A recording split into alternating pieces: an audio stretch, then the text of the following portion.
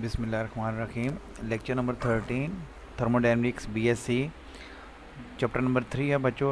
Holiday रिजनी crane में ये chapter 26 है, entropy and second law of thermodynamics. ये हमारे कोर्स का आखिरी तीसरा चैप्टर है जो थर्मोडायनेमिक्स में कवर करना है। चैप्टर 1 एंड चैप्टर 2 आपको फर्स्ट 12 लेक्चर्स में आपको बताया जा चुका है। उन सर को रिवाइज़ करें, प्रिपेयर करें और जो क्यूरी हो मुझे व्हाट्सएप मैसेज करें। वेरी इंपॉर्टेंट ये चैप्टर है, आप ये समझें कि चैप्टर 26 जो कि चैप्टर नंबर 3 हम कंसिडर कर रहे हैं, entropy and second law of thermodynamics में से मस्ट क्वेश्चन आएगा आपका, यहाँ से ये मस्ट अटैम्प्ट बनेंगी। अब जो फर्स्ट लॉ के बाद जो सेकंड लॉ ऑफ थर्मोडायनेमिक्स है, सबसे पहले इसमें हीट इंजन के बारे में बताया गया है, हीट इंजन के बारे में, फिर उससे and second law of thermodynamics को रिलेट किया है। इसकी थ्योरी में जाने से पहले आप देखेंगे जी, आपको पता होना चाहिए हीट इंजन में एक होता है एच, इसको कहते हैं हाई टेम्परेचर रेजरवायर या हॉट टेम्परेचर रेजरवायर, या T H high temperature reservoir. इसके बाद आपको एक एरो नज़र आ रहा है, एरो में से हीट फ्लो करेगी। हीट को क्यू लिखते हैं, टेम्परेचर को टी लिखते हैं, Q H, heat flowing from hot reservoir. आपको ये इंजन नज़र आ रहा है, ये इंजन में वर्किंग होगी। तो आपको राइट साइड पे एक एरो नज़र आ रहा है, राइट साइड पे एक एरो नज़र आ रहा है, ये वर्क डन।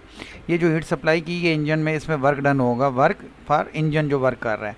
और आपको फिर इंजन के नीचे क्यू ऑफ सी नज़र आ रहा है लिखा हुआ, सी फॉर कोल्ड टेम्परेचर रेजरवायर, वहाँ पे हीट रिजेक्ट होगी, temperature at cold reservoir, low reservoir, cold reservoir, कुछ भी लिखते हैं। कुछ बुक्स में इसको Q1 Q2 लिखा जाता है, इधर Q1 लिख लें, यहाँ पे Q2 लिख लें, वो डिपेंड करता है आप कौन से नोट्स यूज़ कर रहे हैं। किसी को यहाँ पे QH QL भी यूज़ करते हैं, लो टेम्परेचर को C फॉर कोल्ड, उससे कोई फ़र्क नहीं पड़ता, आपको जो ये सिंबल हैं यही यूज़ करें।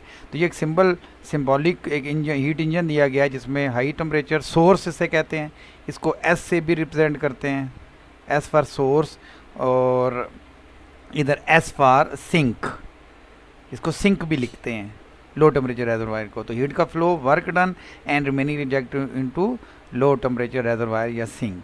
अब इसमें देखें थ्योरी में कि working substance energy by heat engine high temperature से एब्जॉर्ब करेगा, इंजन वर्क डन करेगा, ठीक है, और हीट एक्सपेल होगी लो टेम्परेचर रेजरवायर में। ये एक्सपेल हीट मस्ट है, विदाउट एक्सपेल इंजन की वर्किंग एफिशिएंसी हम कैलकुलेट नहीं कर सकते।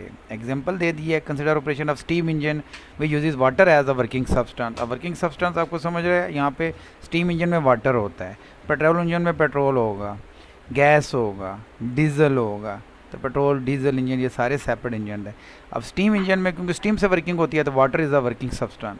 The water in a boiler absorb energy from burning fuel and evaporate to steam which does work by expanding against a piston। वो steam उसका piston को expand करता है तो वो इंजन वर्किंग होती है। एक एग्जांपल दे दिया for the working substance. Efficiency of the heat engine, efficiency आपको पता है कि उसके लिए ईटा सिंबल लिखते हैं, ई भी लिखा जाता है, और इस तरह का सिंबल, ये ऐसा सिंबल, ये जो है ईटा भी एफिशिएंसी के लिए लिखा जाता है, कुछ भी आप लिख सकते हैं। क्यों है जो एरिया बता दिया इंजन वर्किंग जो कर रहा है, एफिशिएंसी ऑफ द इंजन। तो वर्क में अगर आप दोबारा यहाँ पर आएँ तो वर्क में ये QH work equal to QH माइनस QC।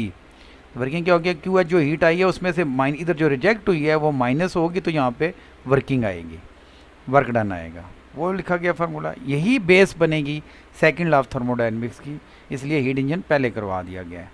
और ये उसका वर्क डन हो गया। If the working substance the gas the net work done in a cyclic process is the area enclosed, उसने एरिया बता दिया गया। और ratio of work done by the engine in one cycle to the heat absorbed in one, जितनी heat absorb होगी उतनी work done, वो ratio आ जाएगी उसमें। तो अब इसमें एफिशिएंसी ई से भी लिखते हैं, हमारी हॉलीडे रिजनी क्रेन में ई से लिखा हुआ है, work done by heat absorb, W by Q, ये पक्का याद रखना है। एफिशिएंसी परसेंटेज हो तो यहाँ पे 100 लगा देना है। W हो गया QH माइनस QC बाई QH।